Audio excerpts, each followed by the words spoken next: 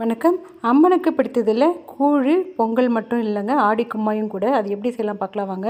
அதுக்கு ஒரு வாணலில் நல்லா நெய் விட்டு முந்திரி பருப்பை தனியாக வறுத்து எடுத்துக்கணும். அதுக்கப்புறம் கொஞ்சமாக ரவையும் கொஞ்சமாக அரிசி மாவும் சேர்த்து பாதி பாதியாக எடுத்துக்கலாம். எடுத்து நல்லா நெய்யிலே போட்டு நல்லா வதக்கி விட்டுட்டு, அதுக்கப்புறம் அதுக்கு தேவையான அளவு தண்ணியும் ஊற்றி நல்லா அடிப்பிடிக்காத அளவுக்கு கிளறி விடணும். கொஞ்சம் நெய் அதில் வதக்கும் போதே சேர்த்துக்கணும். அதையும் நல்லா அடிப்பிடிக்காத கிளறி விட்டுட்டு, அதுக்கப்புறம் பார்த்திங்கன்னா கொஞ்சம் தேவையான அளவு சர்க்கரையும் அதில் நாட்டு சர்க்கரை நான் சேர்த்துருக்கேன். வெல்லமும் சேர்த்துக்கலாம்.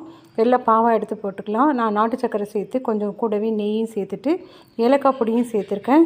எப்போதும் போல் இந்த ஸ்வீட் செஞ்சாலே கொஞ்சமாக உப்பு கொஞ்சம் சேர்த்துக்கணும். ஒரு பிஞ்ச் உப்பு அதையும் சேர்த்துட்டு நல்லா கிளறி விடணும். கிளறி விட்டுட்டால் ஒரு சுவையான ஆடி மாதத்தில் வரக்கூடிய ஆடி கும்மாயம் ரெடி ஆகிடுதுங்க.